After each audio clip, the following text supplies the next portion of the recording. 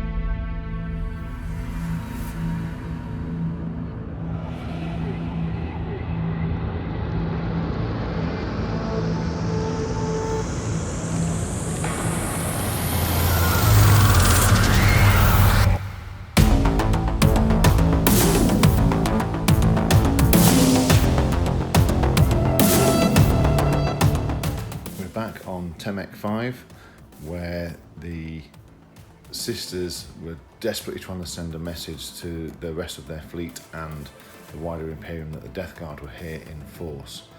Reasons unknown, but the Death Guard were definitely here in force. I'm sure somewhere on the screen there'll be some kind of link back to parts 1 and maybe even parts 2. It is recommended to go and watch those before you watch this. So if you haven't, go and see them, come back and we'll carry on with the rest of this.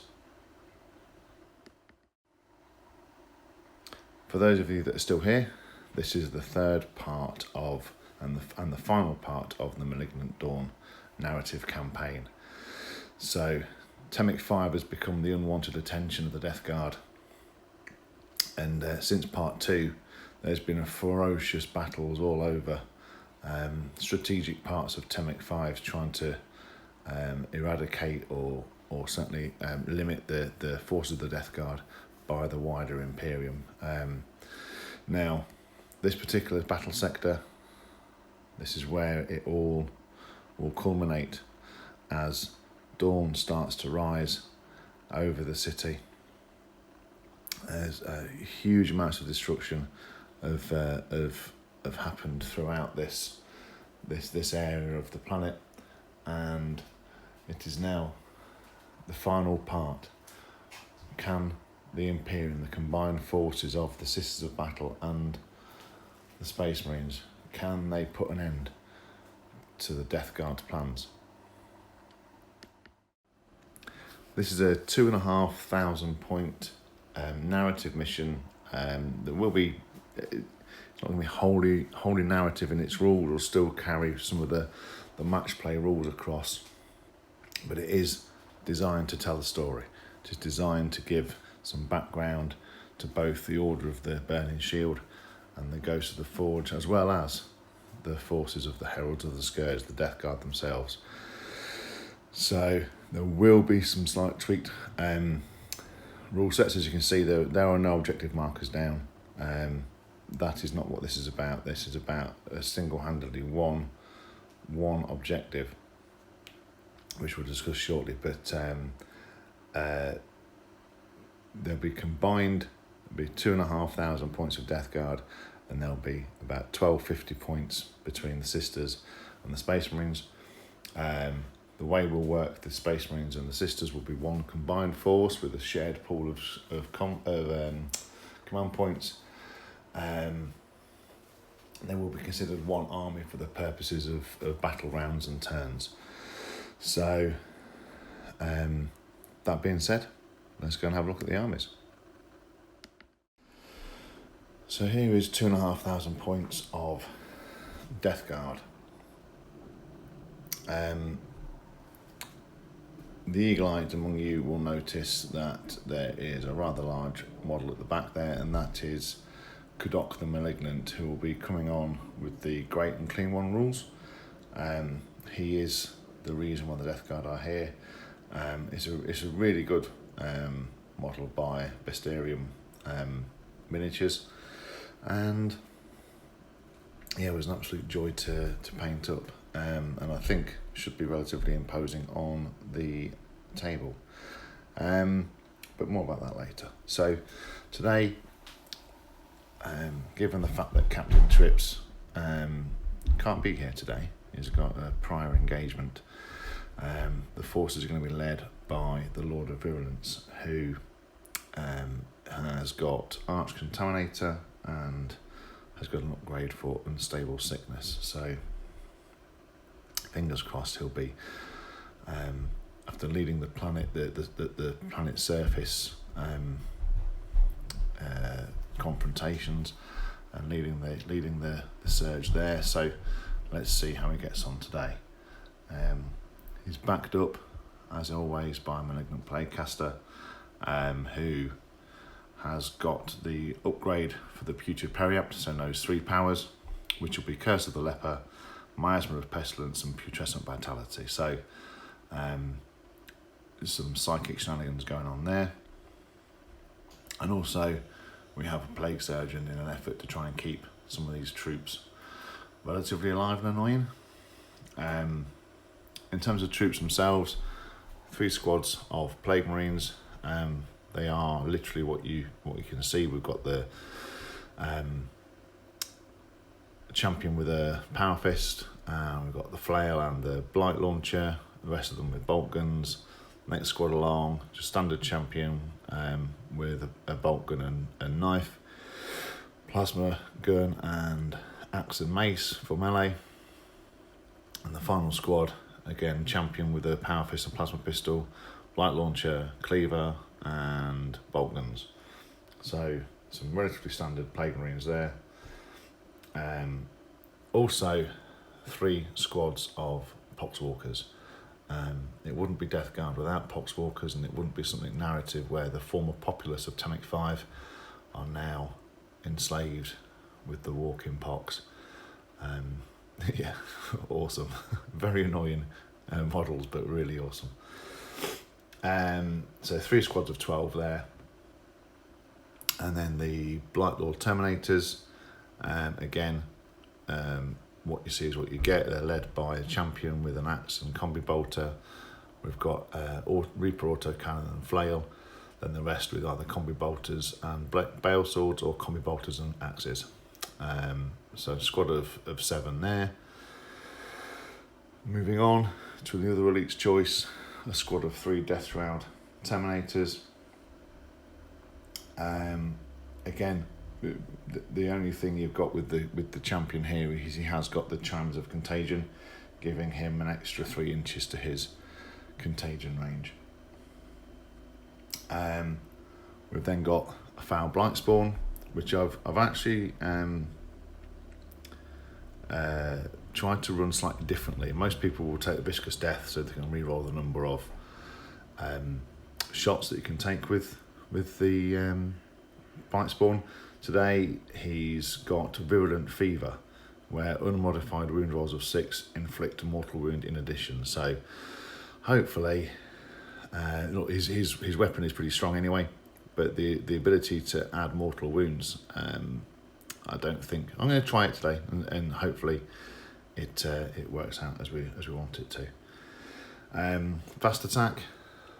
We've got a couple of bloat drones and a unit of Blight Haulers. Again, exactly as you see, they've got the plague spewers on them, and the Blight Haulers are what they are. Then in heavy support, we have 2 Plague Burst Crawlers. So hopefully, I know there have been a little bit changes to the indirect line of fire rules, but still, when they work, they work. So there is 2,500 points of Death Guard. So let's see what the Imperium has to offer. And so, like a rose between 2 thorns, here is 1,250 points of Sisters of Battle, the Order of the Burning Shield. They're led today by the Canoness. She's had a few upgrades. She's running the Relic. The order is Argent Shroud, so she's running the Relic Quicksilver Veil, which gives her +3 to her movement, always fight first, and -1 to hit inherently. She's also running a blessing, which is Rapturous Blows, so she gets +1 to her strength and damage characteristics of her melee weapons, and she's got Righteous Rage, so she gets to reroll all hit rolls and reroll all wound rolls. So she's also running the Blessed Blade, so I think, fingers crossed, she can handle herself in a bar fight today. I think she's hopefully going to inflict some damage. She's backed up with a Palatine who has got Indomitable Belief, so she can improve those around her. They can improve her Shield of Faith by 1. So she's a saint in the making. So that's why she's got the Indomitable Belief. She's also got the Emperor's Grace as a blessing, so she can heal D3 wounds to herself. So again, should have some, fingers crossed, some longevity. Troops wise, there are 3 squads of Battle Sisters, 2 with Heavy Flamers and 1 with the Artifice Stormbolter. And then on top of that, we have a squad of 10 Sacrosancts, all with halberds. We then have Imagifier, who has 2. She knows 2 tails today. One's the Tail of the Faithful, so she can reroll advance and charge rolls, and also +1 strength with the Tail of the Warrior. So again, she's going to be a utility unit to hang around and buff other units. We've also got a Preacher, and a Sister Superior, Repentia Superior, sorry, and a squad of 8 Repentia. So combined together, if we can get everything off in the right way, we've got the ability for the Preachers and the Superiors to really assist those Repentia in redeeming themselves. So then we have in heavy support, we've got an Exorcist. It is what it is, but it has been equipped with a Hunter-Killer missile. We also have an Immolator with a squad of Retributors, with Multi-Melters, Flamer and Heavy Bolter, and 2 Cherubs, and then a Rhino in a Pear Tree, which is to ride everything around in for the Repentia. So that's one half of the Imperial forces. Let's see what the other half brings. And so here are 1,250 points of Space Marines from the Ghosts of the Forge. They're led today by the Chaplain in Terminator armour, who's absolutely incensed and enraged that the Death Guard even dared attempt to board his battle barge. So he's really not happy. So he's come down to the planet's surface to really give him a piece of his mind. And being as a master of sanctity, I think there's a lot of his mind to go around. So he's a warlord today, and he has the Anvil of Strength warlord trait. He knows Exaltation of Rage and Mantra of Strength, as well as obviously the built-in Litany of Hate. So again, it should be a decent buffing unit to the rest of the forces for the Space Marines. He has had the Relic Benediction of Fury, so again, if he gets into combat, he should hopefully be able to take care of himself. He's backed by a Librarian, who knows Might of Heroes and Psychic Fortress in Terminator armour, so again, hopefully should be able to deal out some decent buffs when needed. There's also then for troops 3 squads of Tactical Marines. They are exactly as you see them. We've got a standard squad with a las cannon, another standard squad with a flamer, and then the end squad, the sergeant's got a thunderhammer and plasma pistol, and a missile launcher. Fast attack wise, we have a squad of assault marines. Any difference there is the sergeant has a plasma pistol, but everything else is as you'd expect, bolt pistols and chainswords. we have a Devastator squad with plasma cannons, heavy bolters, and las cannon, and the sergeant again has a bolt pistol and thunderhammer. Then in elites we have a squad of assault terminators, all with hammers and shields, and then everyone's favourite, the assault centurions are back to deal out some damage, get rid of those plague burst crawlers if we can, and just generally make a menace of themselves. So that's 1250 points of Space Marines. So let's go on to the mission and deployment. So the mission is fairly simple. There's only one objective for the Imperium, and that is to stop Kudok the Malignant appearing through the Noctilith crown. It's going to be nearly impossible to do, but when he does appear, it's then to stop him. Basically, for every unit, every full unit that dies, whether it be Death Guard, Sisters, or Space Marines, you roll a dice on 3 up, a ritualistic bond is added, and once that ritualistic bond gets to 5, then Kudok the Malignant will appear. Once he appears, like I say, he has the rules of the Great Unclean One and everything else that entails. He will act as an independent model on the board.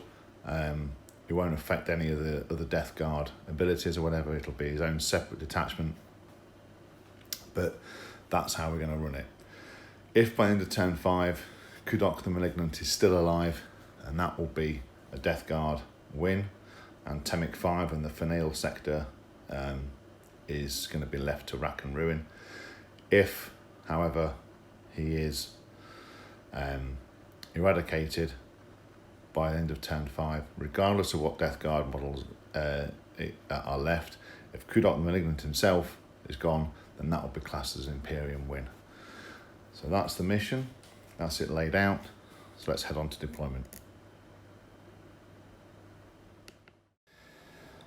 So here we are after deployment. The mixed lines of the Imperium as the Space Marines support the Sisters of Battle and vice versa. And over here, the forces of the Death Guard have deployed using the former citizens of Temic V and any Sisters of Battle that they killed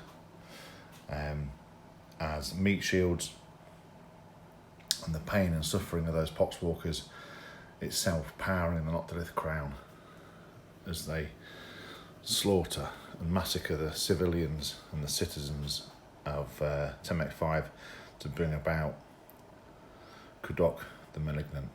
So the Death Guard have hunkered down. They know there's going to be a riposte from the Imperium. So with that in mind, the Imperium have mustered the forces and will have first turn. I won't roll off for it. This is how it is going to be in this mission. The Imperium are angry. They need to retaliate, and they need to be on the front foot to put a stop to this and save Temic V, because they think, for whatever reason, it is actually worth saving. So with that in mind, we'll move on to Imperium Turn 1.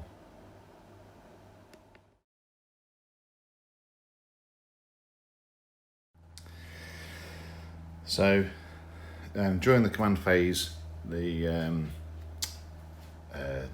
chaplain tried to kill off both of his litanies and failed completely, so that's a really good start. Obviously he's quite tired from all the shouting he did in the last mission. But as you'd expect, with Sisters being out in Shroud, pretty much everything, if you at the end of the movement phase, has advanced as far as they can. Got a couple of good advances for the Exorcist and the Rhino. Only move normally with the Immolator, but everything else is pretty much advanced from the Sisters' point of view. We have advanced this lot for the command sort of squad, if you like, for the Space Marines into the centre here, and started to move the Sisters up.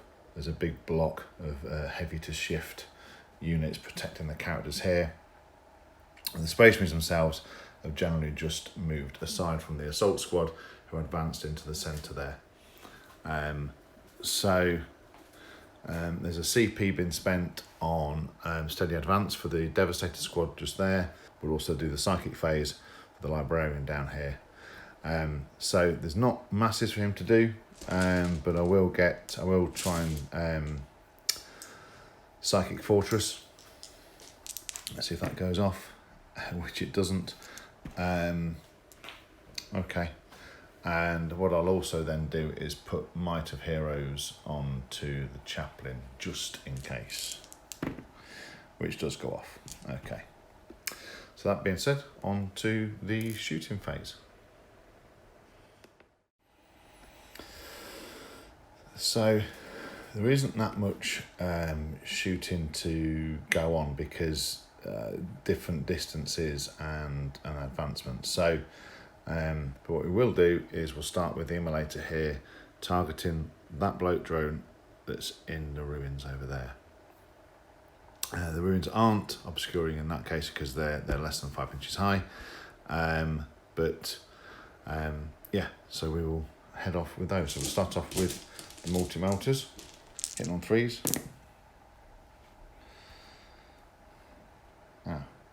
That's a good start. Winning on 3s. Oh, I do get to re-roll the Argent Shroud re-roll. I must remember that. Okay, so that hits. And that also wounds. So 2 wounds on the 5-up demon save for the bloat drone, of which 1 passes, 1 fails. Okay, for 1 damage. Okay, so heavy bolters. 2 hits, heavy bolters, 1 wound, which it fails. So again, 2 wounds taken on the bloat drone so far. So the last cannon from this squad here can see the bloat drone too, so it's going to fire its weapons into the bloat drone, and the rest of the bolters will go into the Poxwalkers. So the last cannon, it hit on 4s because it moved, missed. Okay. And 4 shots on the bolters, 3 hits. Strength 4, toughness 4 because Poxwalkers, so force to wound. And that is 2, 6 up, feel no pains. So 2 Poxwalkers die. So moving on to the Devastator squad here, the last cannon can also see the bloat drone, but these 3, the plasma cannons and the heavy bolters, can't. Now the Death Guard player has spent a CP on Cloud of Flies for the Death Shroud, so the only thing that the Devastator squad can target will be the Poxwalkers, but you know, that's the breaks. So the Sergeant's going to put Signum onto the last cannon, so he's hidden on 2s, which hits. That'll be wounding on 3s, and he wounds. So again, 5-up demon save, which it makes. Okay, so 2d3 shots for the plasma cannon into the Poxwalkers. Okay, not bad. Hitting on 3s. Hit 3s because I spent the CP on steady advance. 3s because of not overcharging. So all 3. So another 4. It's only damage 1, so 4 6s. None, so further 4 Poxwalkers go. So that's a total of 6 from that squad, half the squad. So working around, work our way into this side of the board now. Again, there's not too much that can shoot over here either. So we're going to start off with the Rhino and then move on to the Exorcist. The Rhino is going to put everything into that squad of Poxwalkers, but the Exorcist is going to put everything into this squad of Plague Marines here. Try and whittle them away. Plague Marines or Terminators? Yeah, let's go Terminators for the Exorcist. So, starting with that, it's 3d3 shots. Not bad for 8 shots. So 8 shots, hitting on 3s. Oh, that's not bad. Strength 8 versus toughness 5, so 3s to wound. And I'll re-roll an Argent Shroud. Okay, not bad. So 5 wounds. So that is 5 4 up in buns. God, I love Death Guard. So, okay, that's 2d6 to go through. So the first one, will you kill one? Yep. Second one, no. Okay, so the first one gets 5 shrugs from the Plague Surgeon. That's more than 5 dice. What are you doing there? 3, 4, 5. Yeah, that kills him. Oh no. It doesn't matter. It would have been reduced to 4, but yes, he's dead anyway. And the other one, does he shrug it? No. Okay, so one's taken 1 wound, and that's got rid of 1 Terminator. Heavy bolters. 2 hits. No wounds. Hunter Killer. Misses. Okay. So now on to the Rhino, into the Poxwalkers. 3 hits. I'll re-roll that one. Yeah, 4 hits. Only 1 wound. Which isn't shrugged, so another Poxwalker falls from that squad. And that pretty much brings the shooting phase to an end. There'll be no charges because of the advancement and where we are on the board. So that brings us on to Death Guard, turn 1. So at the end of the Death Guard movement phase, I rolled a 3 for the Miracle Dice for the Sisters because they get 1 each turn now. And so basically there's been a relative amount of shuffling. This squad of Plague Rangers started to move themselves through the building. The squad of Poxwalkers has moved up. That squad stayed still. And then this whole flank down here has started to move themselves forward towards the Sisters. Over on the right hand side flank, both the bloat drones advanced and the Blight Haulers just moved their movement. The Poxwalkers also advanced to start getting some kind of screening in front of the Death Shroud. And again, the Plague Burst Crawler just brought itself into line of sight. So a little bit of shuffling around, nothing too major. They're starting to get themselves lined up, certainly positioning themselves in the front here to sort of movement block and bottleneck this particular part of the battle grid with the Sisters there. So that being said, let's move straight on to Psychic. There's nothing to do in the command phase for the Death Guard at the moment. So with the Malignant Plague Caster, what we're going to do is we're actually going to cast a Smite into the Rhino, and then we're going to cast Putrescent Vitality onto the Poxwalkers. So start off with a Smite. Which parries. He has got the Putrid Parry out, which means you get D3 wounds back, but either which way it's failed, so I'm going to spend a CP to re-roll that. It goes off on an 8 for D3 wounds for 3, so that's not bad at all. And then Putrescent Vitality. Okay, now he has to take those wounds. Oh, and he takes a big 3, so he's got 1 wound remaining himself, and Putrescent Vitality does not go off. So not a massively successful psychic phase, but still 3 wounds inflicted on that Rhino. So with that, we will move on to the shooting phase.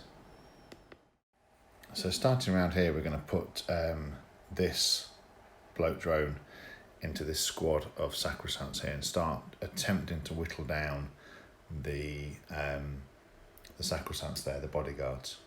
So it'll be 2d6. So it'll be 2d6 hit on 3s. So 2d6 auto hits for 7 auto hits. So strength 6, toughness 3, so 2s to wound, rerolling 1s. Okay, and 3 1s.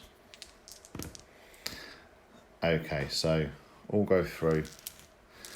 Now, if I'm reading it right, so they have a 2-up armour save and a 4-up invuln on the storm shield, or whatever the sacrosanct shield's called. Now this will be -1, but they do get a +1 because the storm shield gives them a +1 to their armour saving throw. So with that distinction in mind, I'm reading that as a 2-up save for the sacrosancts. Oh, we lose 2 anyway. Okay. So we'll rinse and repeat for this lead one as well. So again, 2. Okay, for 5. And all go through. We lose 2 more. Oh my god. So not bad shooting from those to begin those bloat drones. So we'll move on to the 2 Blight Haulers, who we're going to get everything into the immolator, try and crack it open. So it is 1 unit, so they will all be firing together. So that will be, they have 1 multi-melter each, so that'll be 4 multi-melter shots, hitting on 3s. Okay, not bad. Strength 8, toughness 7, so 3s to wound. All 3 go through. So that'll be on to the Shield of Faith save. So that's going to be 3d6 damage. Okay. So does it explode? No, thank God for that.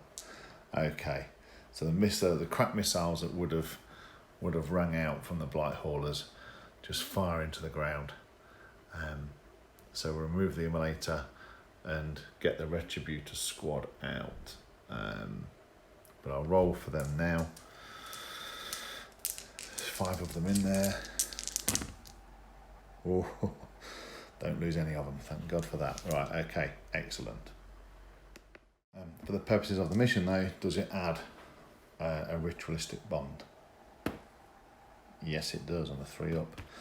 That is 1 ritualistic bond. 4 more to go. Okay. So not bad from this side of the board. So what we'll then do is move on to the Plague Burst Crawler. So again, what we'll do is try and whittle down those sacrosancts, try and get rid of that bodyguard element. So we'll fire everything into the sacrosancts. So start with a heavy bolter, or the whatever it is called, the equivalent of. That's 2 misses. It does wound. That's a save. And then the number of mortar shots. We'll spend a CP actually on the splash damage and go up to yeah, well, anything like mortal wounds on those units is going to be good. For 1. Okay. Plague Burst Call, everybody. Does it hit? It does hit. Okay. Does it wound? It does wound. 4-up invuln, and it's fine. So now, looking at that sacrosancts, you're going to be looking at the Canoness, the Palatine as well. That's it, I think. So on the Canoness, 4-up. Didn't want that dice anyway. On the 4 up. Nope. On the Palatine. Yes, so 1 mortal wound on the Palatine. Okay, so coming around to the left-hand side flank, the Plague Burst Crawler is going to put everything into the Rhino, see if we can crack that open and start having a go at the Repentia inside. So, we'll start off with the normal gun, the Tracer Fire, the 2 hits, 5 to wound, 1 wound, which is fine. So now the number of mortar shots, 4, that's a bit better. It's hitting on 3s. Of course. Strength 8, toughness 7, so 3s to wound. Okay. And it saves. So no damage done there. So we'll have a look at what's in range and what priorities we've got here, and we'll come back on that shooting phase. So after all the shots rang out from the Terminators, from this squad of Plague Marines, from this squad of Plague Marines, only 2 more wounds were done to the Rhino. So we'll move on to the Foul Blight Spore, and we'll spend a CP on the strat that gives 6-inch extra range. So we'll roll for the number of shots. 4, that's not bad. So strength 7, toughness 7, so 4s to wound, and only 6s do a mortal wound in addition. So let's hope for some 6s, of which there is 1, but I can re-roll that one because it's a plague weapon. Okay, so that's 3 wounds with a mortal wound in addition, onto the Shield of Faith, of which none of them are saved. So, so that is 4 wounds, 1 wound remaining on that Rhino. So that's pretty much shooting finished. So let's move on to any charges. So the only really eligible charges will be the Poxwalkers and this squad of Plague Marines into the Rhino. See if we can nullify the effect of those Repentia. So the Poxwalkers is a 4-inch charge, which they're in. The Plague Marines is a 9-inch charge though, and they're definitely not. Do I need them in? No, because I'm going to spend a decent CP with the Poxwalkers. Let's move the Poxwalkers in, save the CP for what I want, and go from there. So spending a CP on Mutant Strain means that I've got 11 Poxwalkers left, so I've got 22 attacks coming in. Any 6s will do mortal wounds, and any 1s will obviously kill a Poxwalker. So let's see how we get on. That is not too bad. There's 2 Poxwalkers so far. We've got 2, 3, 4, 5 mortal wounds. So that Rhino, it's pointless carry on because that Rhino will actually now explode. Fingers crossed. Do those shrug? No. So 2 Poxwalkers die. Does the Rhino explode? No. Before I do that, do I get a ritualistic bond? No, I don't. Oh, bummer. So before getting the Repentia Superior and Priest out, let's see how many we lose. Just the 1. So we'll call that a Repentia and get them all out. So being super annoying that the Poxwalkers are, and Death Guard in general, they've consolidated into the sisters that got out of the Rhino. Now, because the sisters of Repentia weren't charged, or charged themselves, or made a heroic intervention, they don't get the Zealot for this turn. So they don't get to re-roll anything. which is a bit critical. So hitting on 4s. That is still need to. Now, sisters, I run the passion with my sisters, so 6s explode. So, which would be the first round of combat. But again, I'm not going to run that because it wasn't a declared thing that I've done, so I don't think it would actually go off. It will be 3s to wound. They're strength 6 with the eviscerators against toughness 4. So 3s to wound. And I get to reroll 1 for Argent Shroud. Okay, first one, nope. Second one, nope. Third one, nope. Fourth one, nope. Fifth one, nope. Nope. Nope, nearly. Whew, good attempt. Nope. Nope. Nope. Ah, so that is the squad of Poxwalkers wiped. Okay, so that being said, do we get a ritualistic bond? Yes, we do. Excellent. So that marks the end of the Death Guard turn. So quite a little bit of damage done. 2 vehicles at the expense of their own screening chaff, Poxwalkers. Another ritualistic bond gained, and only 3 more needed until the Great and Clean One.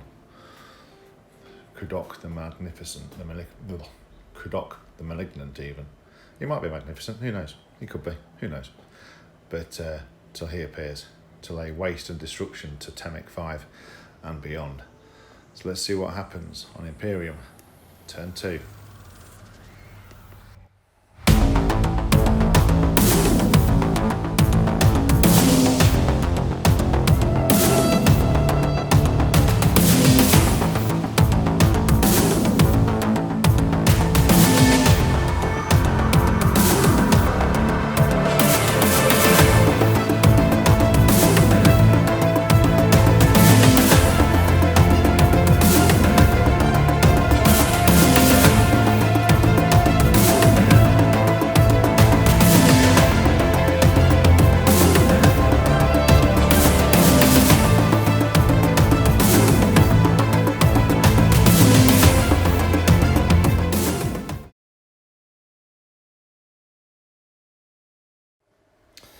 So just at the start of the command phase, the Palatine will regain herself one of her D3 wounds back. We rolled a 6 for the miracle dice, and let's see if the chaplain gets his litanies off. So Litany of Hate goes off, and his Mantra of Strength does not go off. Okay. So with that, we'll go on to the movement phase. So at the end of the movement phase, there's been a lot of movement up this left-hand flank for the Imperium, trying to deal with these vehicles in front of them and sort of channel their way through and spilling out onto the main promenade here. Over on the right-hand side flank, the Terminators have moved through, and the Repentia have moved forward. They haven't advanced. Decided not to on this occasion. So movement's ended, and with that we will head on to the shooting phase. So we're partway through the shooting phase at the moment. There's a lot of bolter shots have rang out. We've managed to kill 1 Plague Marine there. We managed to kill a couple of Poxwalkers out of that squad. And actually with all the bolter shots, we managed to get 2 or 3 wounds off of the Blight Hauler. So now, with a lot of the sort of small arms fire out of the way, let's have a look at some of the heavier firepower. So we're going to concentrate this squad of Retributors here into the far bloat drone. Everything's in range, everything can see. So we'll start off with the multi-melters.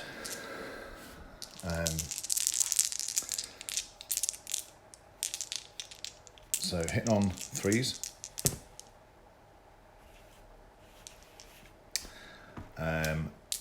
Wounding on 3s. I'll use an Argent Shroud reroll. Okay, so 3 go through, so that's 3 5-up demon saves. Which 2 go through, so that is 2d6 damage. So the first one, 6, reduced to 5. So 5 or more, and this one dies. Ooh. Reduced to 3, so 8 taken so far. It's got 1 wound remaining. So if we go on to the Heavy Bolter, 5s to wound, no wounds there. Okay, and the Flamer is out of range. So on that, I'm going to spend a Cherub. I've got 2. I'm going to spend 1 per turn, so I'll spend 1 of them and see if we can get rid of that bloat drone. So 1 hit. Oh, right, I'm going to spend a CP. No. Oh, very, very frustrating. Okay, so what we'll do is everything from the Devastator squad will then also go into that rear bloat drone. So we'll start off with the plasma cannons for a total of 4 shots. We'll spend a CP on steady advance, so they are hitting on 3s. They all hit. Wounding on 4s. So 2 wounds.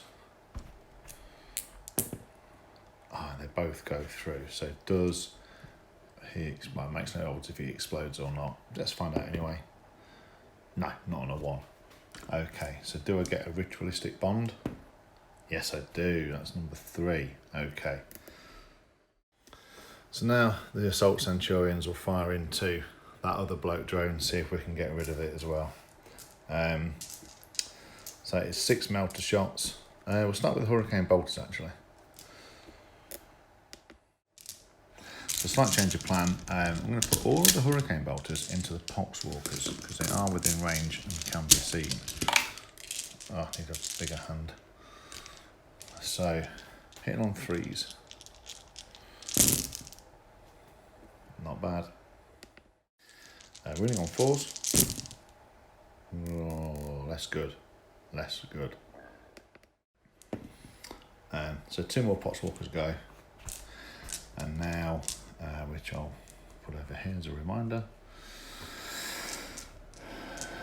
And now the melter shots into the bloat drone. So again, hitting on 3s. Not bad. Wounding on 3s. Again, not bad. So 3 5-up demon saves. Or tanks 1, but loses the other 2. So again, 1 at a time. 5 becomes 4. 4 becomes 3, which is exactly what was needed. He was on 2 wounds. He's got 7 remaining. Does he explode? No. Okay, do I get a ritualistic bond? Yes. So that great and clean one is loving these sacrifices. So working our way around the charges, there's going to be some. We're going to declare the Sacrosancts into these Blight Haulers, the Repentia into the Plague Marines, and over on the far side, the Terminators and the Sisters into that squad of Plague Marines.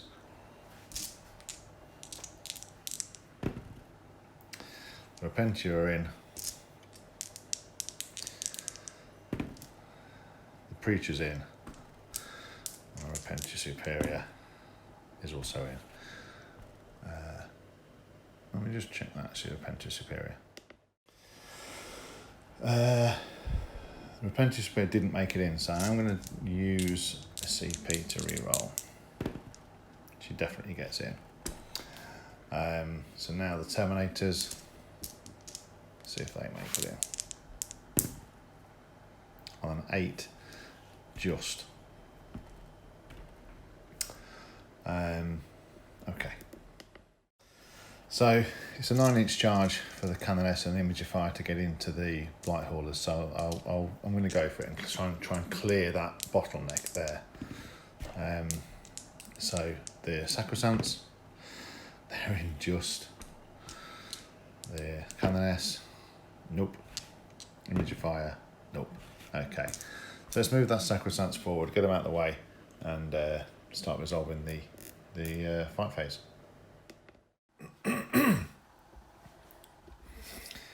So with the Repentia here, which is where we're going to kick off the fighting, actually, with the Foul Blightspawn just here, you count as never charging, and you always fight last.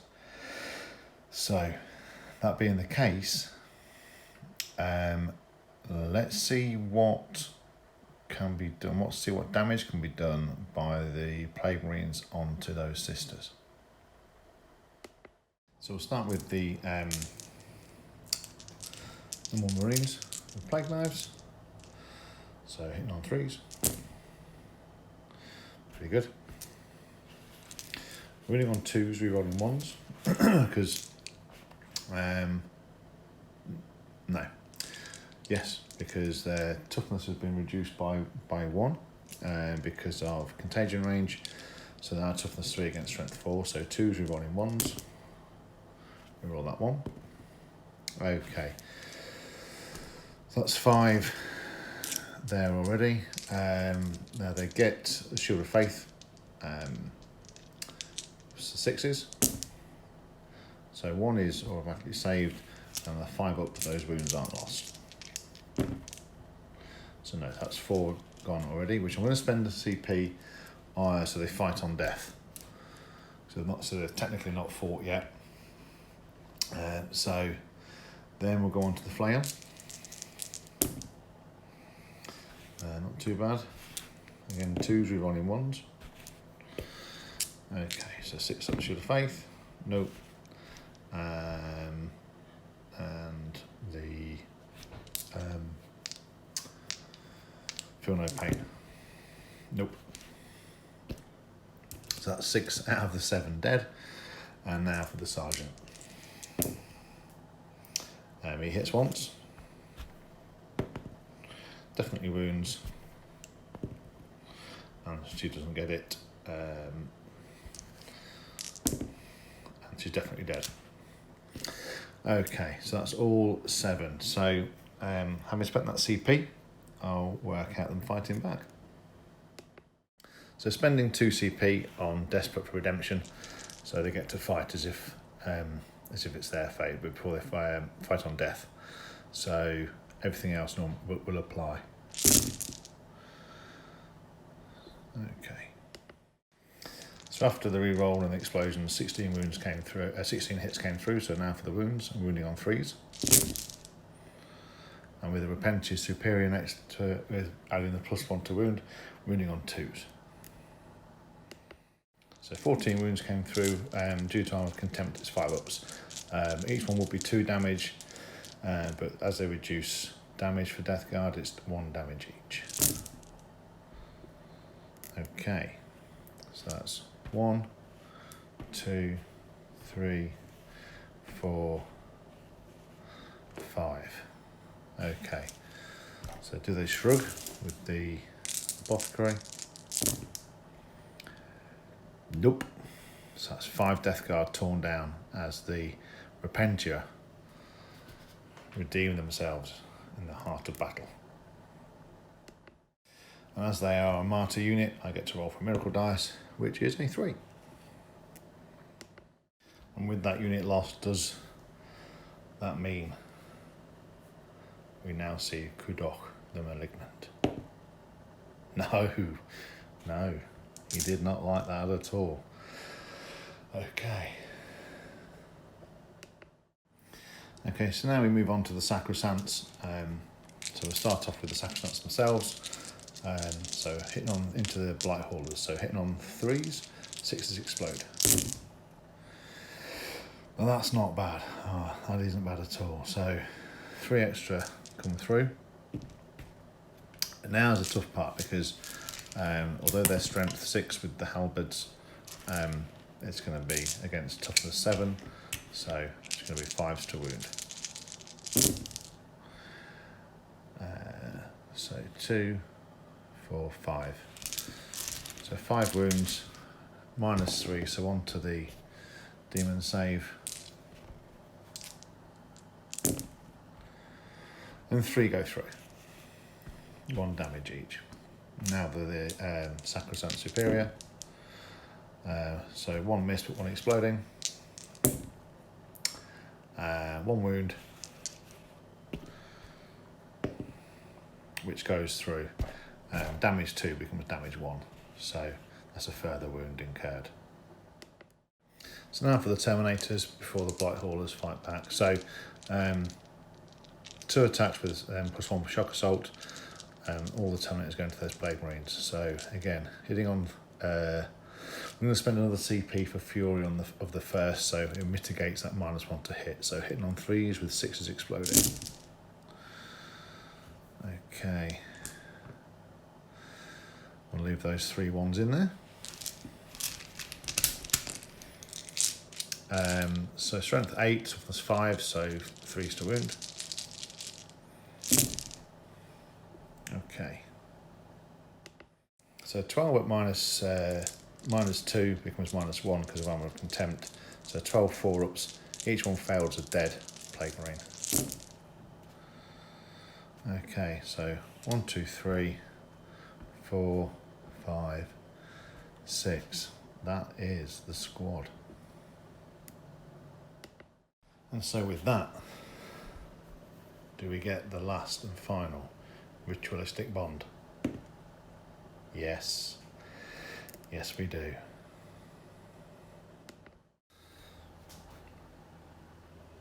And as the Plague Marines fall, the Imperium rips a hole in reality, and out from the Noctilith Crown steps Kudok, the Malignant, ready to tear asunder and bring rot and ruin to Temic V. So can the forces of the Imperium tear him down, bring him down, and send him howling back to Grandfather Nurgle? Well, the Blight Haulers need to fight back, and we move on to Death Guard. And the Great Unclean Ones, turn 2. So the 2 Blight Haulers are a unit, so they're fighting together. So it'll be 8 attacks, hitting on 3s. Not bad. Yeah, wounding on 2s, re-rolling 1s because it's a plague weapon. Re-roll that 1 into a 1. Okay.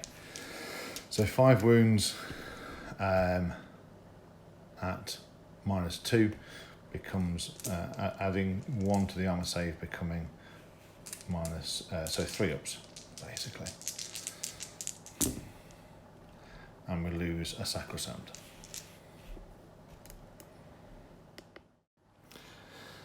So at the end of turn 2 for the Imperium,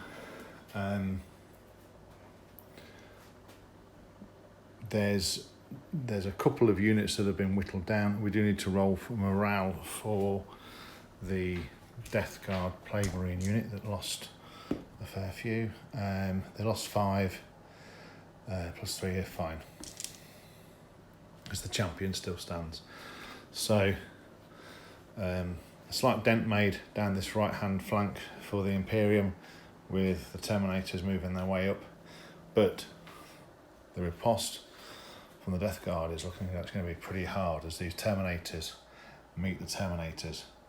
And what can the Death Shroud and the Lord of Virulence do around on this left hand flank, while the Great Unclean One, while Kudok the Malignant just runs rampant through the city?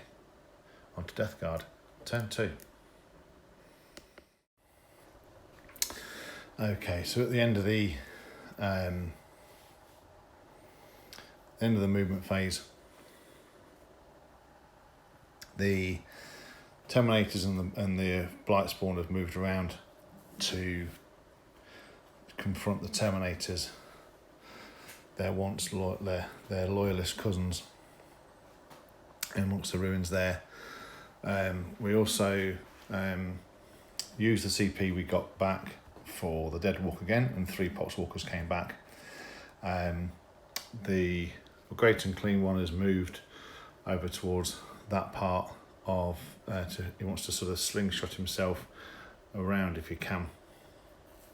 He's eyed up some spicy targets.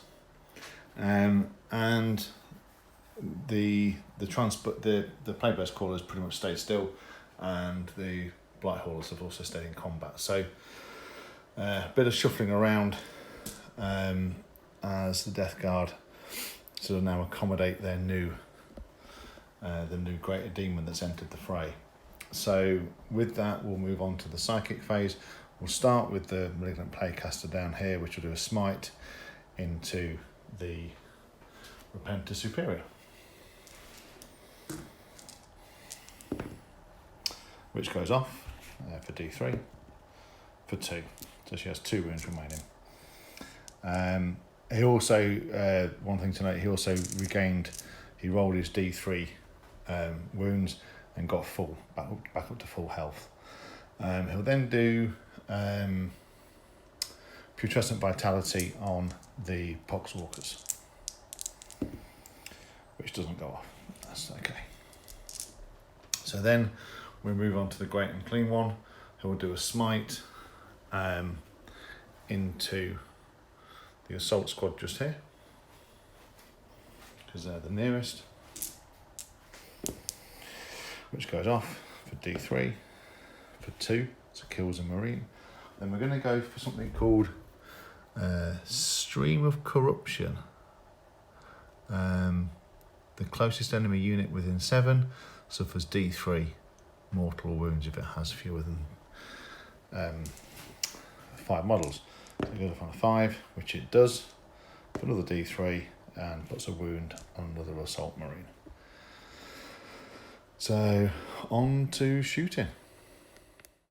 So partway through the shooting phase, the squad of Plague Marines over here has fired and put a wound on one of the Marines in the squad back there. Majority of all the Sword Bolters and Reaper Auto Cannons have fired, managed to put 2 wounds onto a Terminator here. So now we're going to again run the Foul Blight Spawn. So let's look at the number of shots. Again, 4 against something I probably wouldn't re-roll. So strength 7 against toughness 3 now, so 2s to wound, re-rolling 1s because of contagion range. So let's look for some 6s. Okay, no 6s. Nope, still no 6s. Okay, so 4 wounds go through. So this will be on the 4 up invulnerable, and they're 2 damage each. So it kills that one on 1 wound. So now we'll do everything from the Plaguebear's Caller into this Exorcist. And yes, the eagle-eyed among you will notice that I didn't fire the Exorcist last turn, but again, that's one of those bits that you've got to get, you know, there's a lot going on, and look, got to live with it. That's how it is. So the heavy stubber,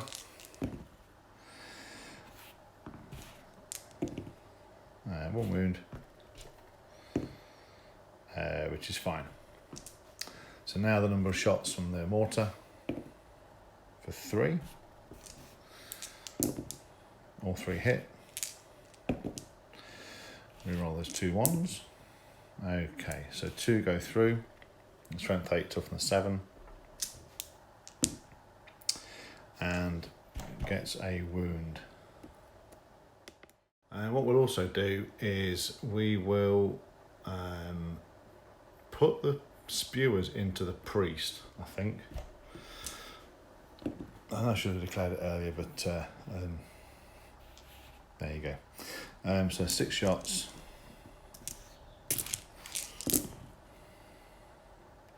Reroll that one. Okay.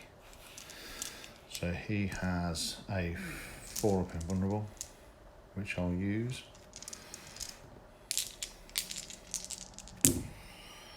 He takes 2 wounds. Okay. Now I'll rinse and repeat with that Plague Burst Crawler into this squad of Plague Marines here. So start with the Slugger.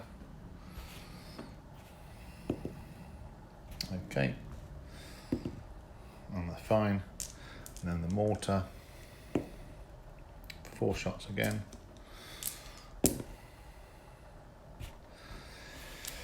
Strength 8, toughness 4, so 2s. Okay.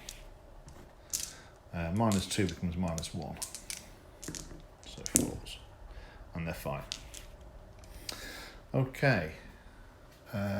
Not much left to shoot. In fact, nothing left to shoot, I don't think.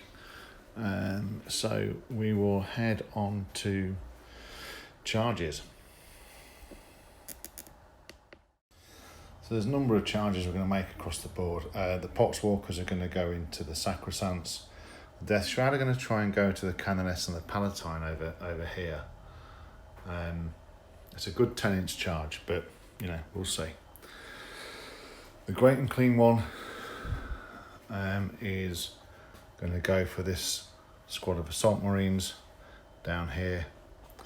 And then this squad of Terminators are going to go into the Terminators. So this one's only like a 3-inch charge. The Poxwalkers are pretty much auto in. The Great and Clean one's an 8-inch charge. The Death Shroud are a 10-inch. So I'll roll the Poxwalkers and the Terminators off camera, but I'll roll for the Great and Clean one now, who fails to get in. Okay. I'm bothered about the Death Shroud getting into the Canoness. Let me have a think. Not 100% bothered.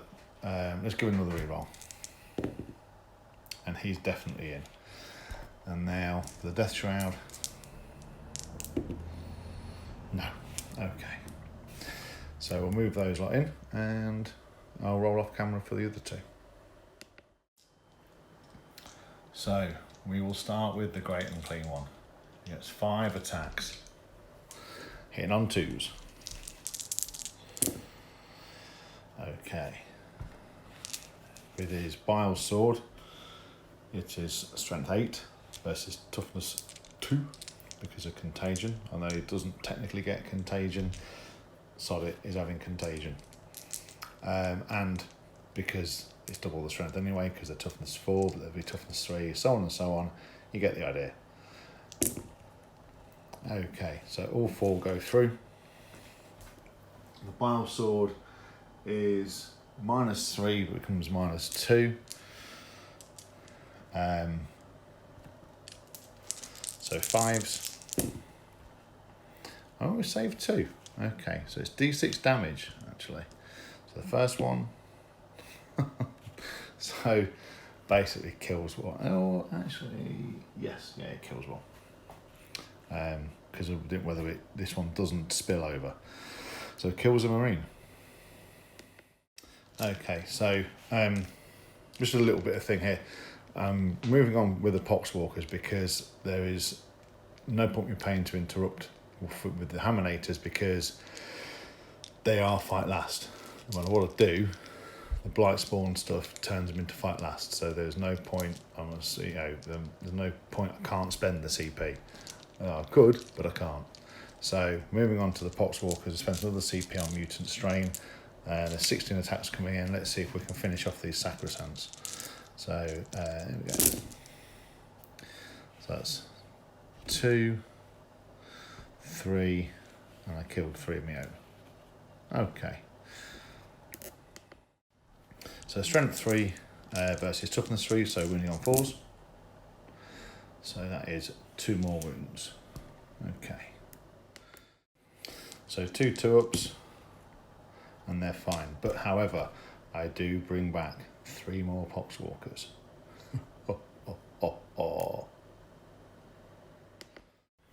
So as 3 Sacrosancts rise again as Poxwalkers, we'll move over to the Blight Lord Terminators attacking the Terminators. So we're going to spend another CP on Vermid Whispers for the Blight Lord, so they've got that extra hit. They improve their hit by 1.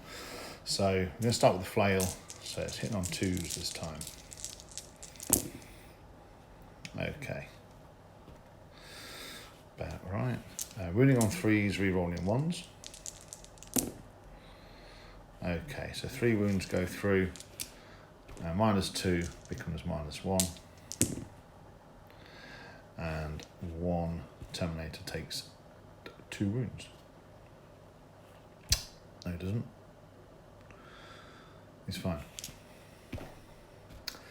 Okay, so now all the swords together. Again, hitting on 2s. Okay.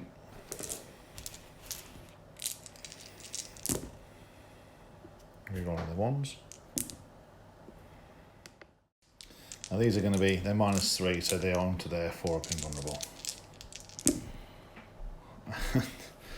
3 go through.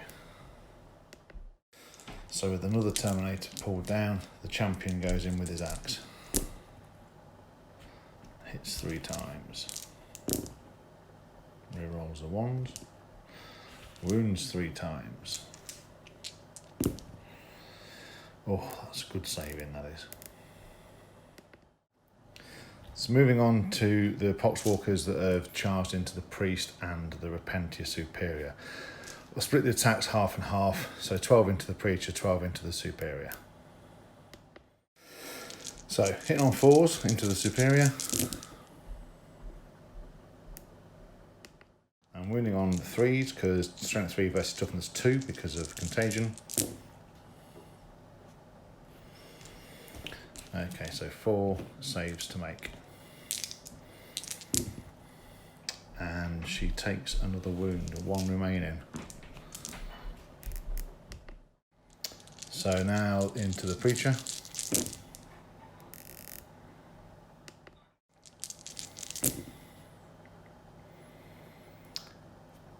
Okay. Now the Preacher has a 4-up invuln, a 6-up save and a 4-up invuln, so I'm going to do the 4-up invuln.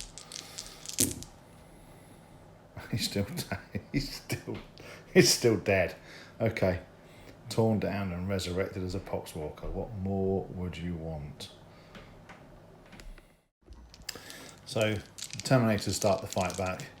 They spent another CP on Fury of the First to mitigate the -1 to hit with the hammers. So let's see what we can do. A couple of 6s in there mean that I don't lose those. Strength 8, toughness 5, so 3s to wound. That is not bad. Okay, so that is 6, 8. So 8 3-up saves, -2 reduced to -1. Okay.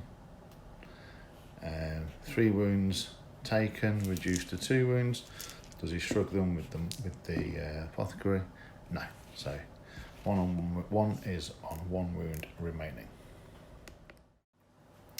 And after the fight back by the Sacrosancts, we managed to kill off 3 more Poxwalkers, and the fight back by the assault by the Marines managed to plink a wound off of the Great and Clean One. Okay, so that now marks the end of the Death Guard turn. The Great and Clean One is here. He's making himself a nuisance on the battle sector already. The Sacrosancts are still tied up. Can't get out of combat. There's no way for them. They're wrapped and trapped. So the Preacher's gone. The Superior's down to 1 wound. She's holding the line. Terminator upon Terminator amongst the ruins of this city. So, how will the Imperium respond? Will they be able to tear down and send the Great Unclean One howling back to the warp? Let's have a look in the Imperium's turn 3.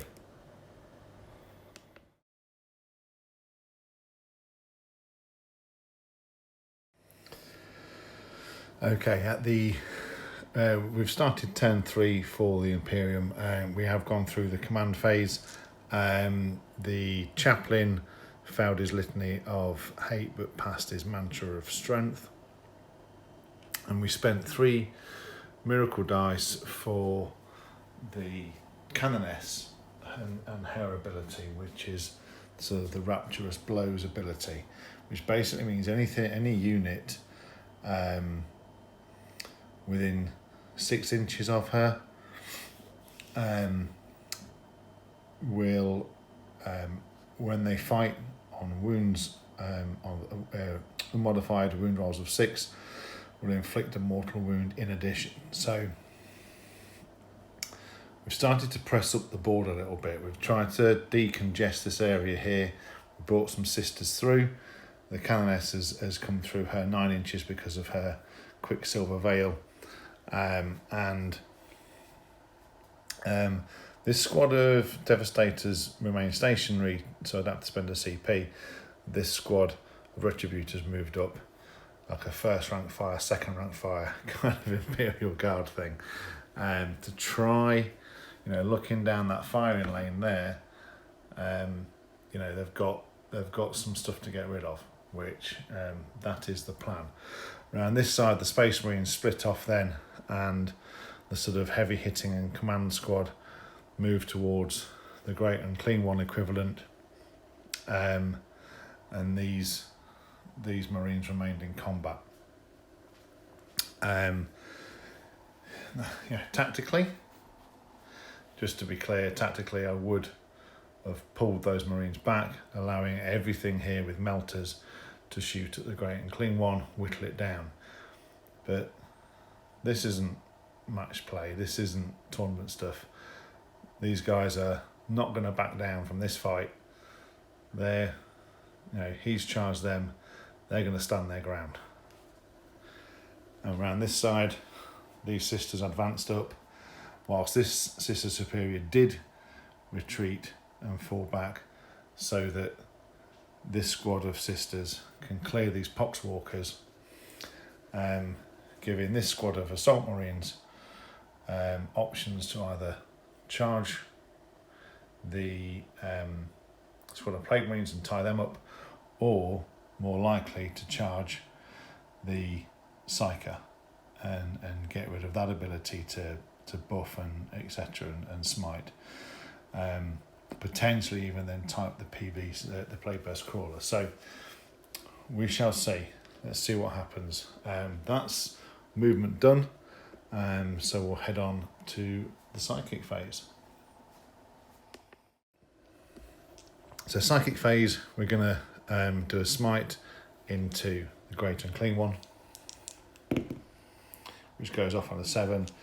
I'm not going to try and deny that, because from Death Guard perspective, if we've gone for smite first and try and deny it, then I can't deny Might of Heroes. So that's for D3. For 3, does he shrug them? He shrugs 1, so he only takes 2 wounds. And then Might of Heroes, which goes off on a 9. I may as well try and deny it. Close, but no. So Might of Heroes onto the Chaplain. So not a bad Psychic phase. So on to shooting, and the Imperium find themselves in a very target-rich environment in this at the start of turn 3. So we'll head on to shooting, and we'll come back midway through. So we're back midway through the shooting phase. A lot of the bolter and small arms fires come through, this squad's fired, and this squad's also fired and removed some of the poxwalkers, as has the chaplain and the librarian, by firing in. Everything along this flank so far has gone into these Death Shroud Terminators, and they've literally they've bossed every single bit. So what's left to fire down here is a Retributor squad and the Devastator squad, which, as you can imagine, are going to go into the Death Shroud to try and soften them up a little bit, ready for any charges. So we will start with the multi-melters from the Sisters. So we're going to do this whole first rank fire, second rank fire. The Sisters know that they're being lined up for a charge. They know what's coming. It's gone over the Vox. That the Canoness is lining up the Lord of Virulence, as well as the Death Shroud. So she's angry. She's angry at what's been done. She's angry at what is being undertaken here. So she's angry at what's happened to her charges when they came down to investigate what happened. So she's going for it, and so because of that, it's gone over the Vox to soften up the target. So the Retributors are going to go in. So start with the Melters. And all of them hit. 3 to wound. Toughness 5, strength 8. And we get to reroll 1 for Argent Shroud. So all 4 go through, and all 4 will go on to the Death Guard onto the invulnerable save. Here we go. Okay. I am going to be cheeky because they're in melter range. So whatever it would do, I've certainly killed 1. Let's see if we can save it. Spend a CP. No. Okay. So let's roll for the damage on the first one. Okay, which would be 5 reduced to 4. And the second one is 7 reduced to 6. So that kills 2 Death Shroud straight away. So move on to the Heavy Bolter.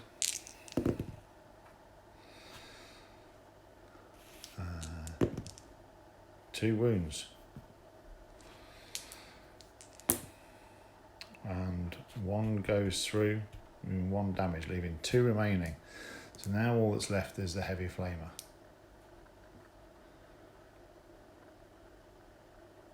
Let me just check on that one. Let me just check the distance on that Heavy Flame. I think it might be just out. Yeah, it's just out of range. So now we've got a Cherub left. So let's spend the Cherub and see if we can get rid of this last Death Shroud Terminator and clear the way for the Canoness to charge into the Lord of Virulence. So 2 melter shots. Strength 8, toughness 5, 3 to wound. It wounds. Okay. 4 up invulnerable or pretty much death. Death it is. Okay. With already taking a wound, taking 2 + 2 and 3 more. That kills the last Death Shroud Terminator. We are going to put everything from the Devastator squad into the Plague Burst Crawler. So, and try and limit or try and bracket it somewhat. So we're going to start off with the 2 plasma cannons. So roll them together because they're all going to the same place. The Signum's going to go onto the las cannon. And so that's for 3 hits. So hitting on 3s because we're moving still. Okay. And Toughness 7 because I didn't overcharge. So 5s. So it's 1 wound, which is failed. So wound goes on to the PVC. We've scratched the surface, so to speak. I'm going to spend a CP on the Hellfire Shell for the heavy bolter. So if it hits, it just goes straight through and causes D3 mortal wounds, which it does for D3. For 1. So it's 2 so far. Then the last cannon, hitting on 2s. Okay. Running on 3s. Wounds. 5 up demon save, which it passes. Okay, excellent. Right, so only thing left to fire is the Exorcist. So I remember this time. And we're going to put everything into the other PVC. So start off with the heavy bolter. Tracer fire, so to speak. Hits. Wounds. That's fine. So now 3d3 shots from the Exorcist missile launcher. That's not bad for 8. Okay, so strength. So hitting on 3s.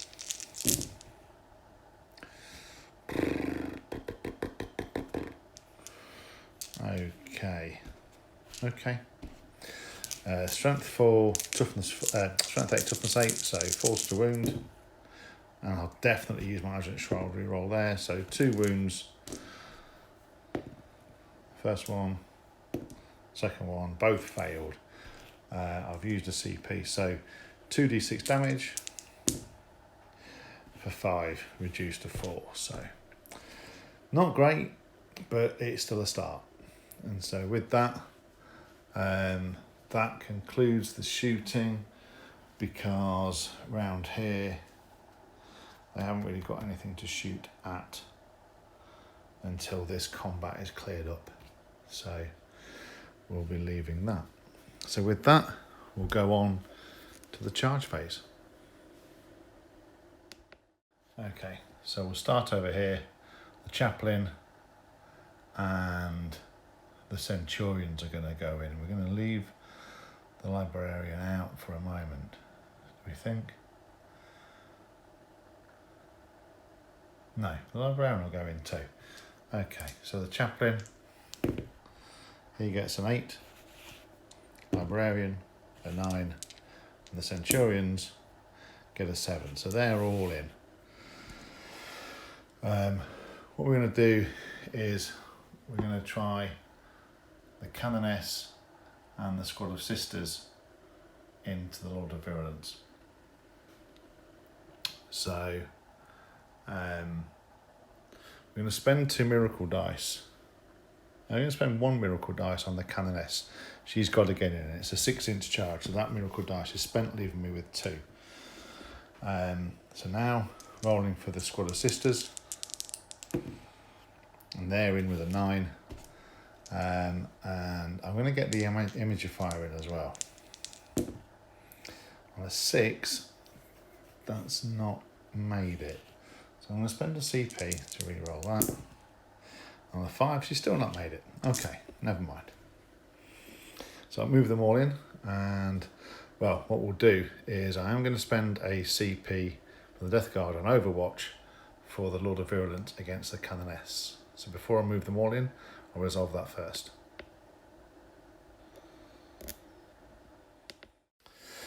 Okay, so he gets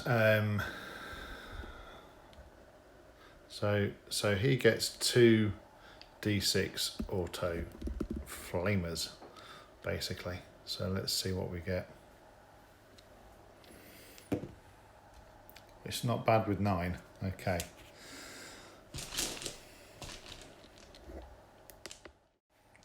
Strength 5 and toughness 2 now because of contagion. Let's see how we get on. Rerolling, so 2s rerolling 1s. Okay. So that's everything. Okay, so -1 becomes -0, so 9, 3 up saves. She's got 5 wounds to get through, so let's see what happens.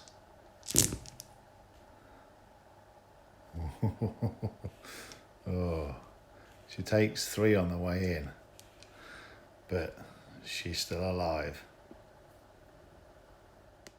Okay, so we'll start with the Canoness into the Lord of Virulence, and she gets 4 attacks, hitting on 2s and re-rolling. Okay, because of Rapturous Blows. 6s explode because of the Passion. So she's not done bad so far. She's now Strength 6 because of Rapturous Blows and the Blessed Blade. So she is now Strength 6, wounding on 3s. Re-rolling. So she gets to re-roll those, and there are 2 mortal wounds in addition of the damage because of her miraculous ability for this turn. So there are 5 wounds to get through, and 2 mortal wounds in addition. So 5 wounds on the 4 up Invan, and he's taken 2. Okay, now there will be 2 damage each, but reduced to 1 damage each. So along with his mortal wounds, he's taken 4 wounds so far. So now we move on to the sisters, who are going to put everything into the Lord of Virulence too. So they get an attack each with the sister superior having 2. So again, hitting on 3s. 6 is exploding, so those 2 explode and go back in. Strength 3, toughness 5, so 5s to wound, but any 6s do mortal wounds in addition.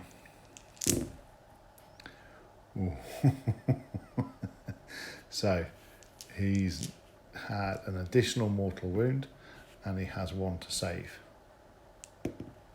which he doesn't save. I think that takes him to 6 wounds. I think that's pulled him down. I think that's dragged him down and killed him. Let me check. It is 6 wounds. And so vengeance for the lost sisters as they came to investigate the issues on Temic V is finally with the Canoness. Is this the end of the Lord of Virulence's story? There's a blink of flash of teleportation, and he's transported back to that battle barge. Probably lying in the bed next to Captain Trips, to be fair. So with that, let's move on to the combat yet to be resolved with the Great and Clean One. Okay, so not making this as easy as you might think, because they're not the hardest things to kill, Great and Clean Ones, but narratively, it's only going to be one of those coming through, isn't there? So spending 2 CP to interrupt, and knowing what he's up against, he's going to put everything into the Centurions, because they have the most threat, he thinks. So he's also been upgraded to the Living Plague. So every successful hit on a target whose toughness is at least twice that of the strength of his weapon, scores an additional hit. Now, because of contagion, these Centurions are now toughness 4, not toughness 5. And with his Bile Sword, he becomes strength 8. So every successful hit scores 1 additional hit. And he has 5 attacks, hidden on 2s. So let's see how we get on.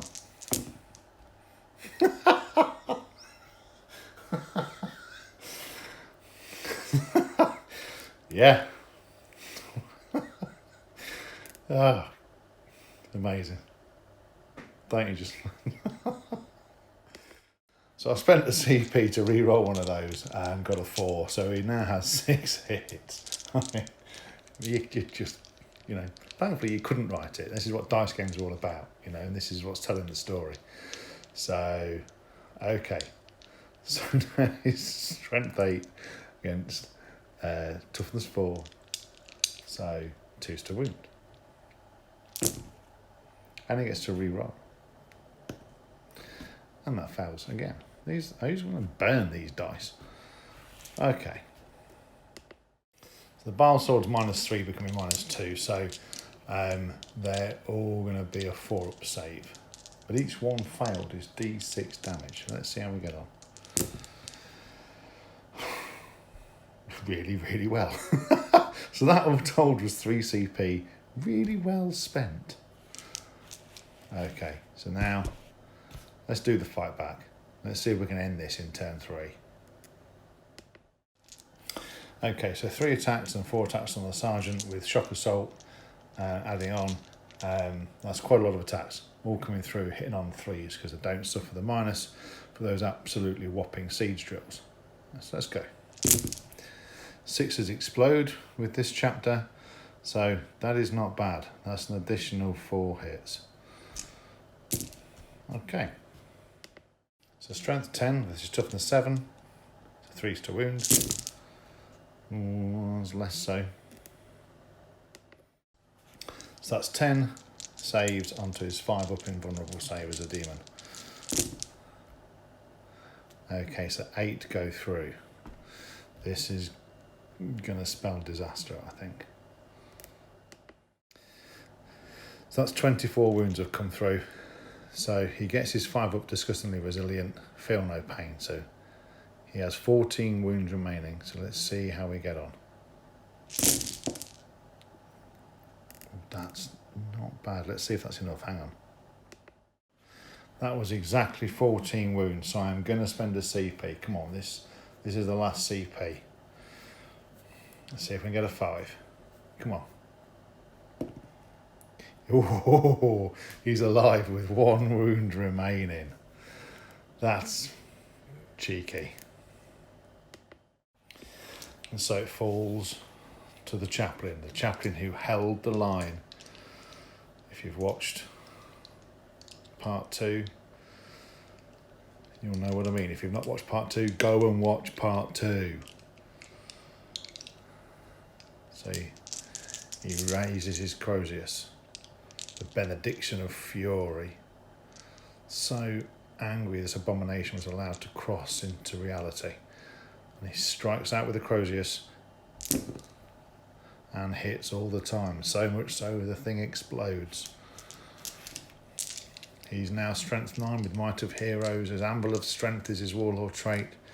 The benediction adds 2. So he is super strong and he's going to hit and wound on 3s. So now, will he send that great unclean one howling back to the garden where he came from?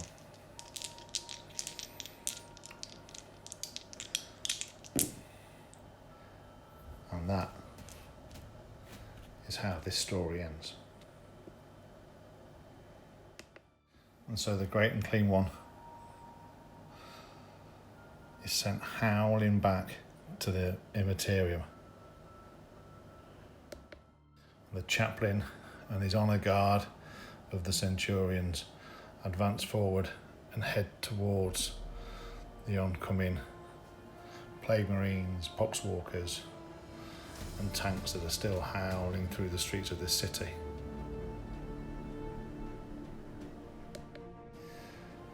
And the Canoness, successful in her story of vengeance against the wrongdoings against her chapter, advances forward to bring pain and the Emperor's blessing to these plague marines. And with that, that's where this story ends. This has been the story of Temic V, a world completely destroyed as a plaything for Grandfather Nurgle to bring forward one of his greater demons and continue to lay waste to the sector.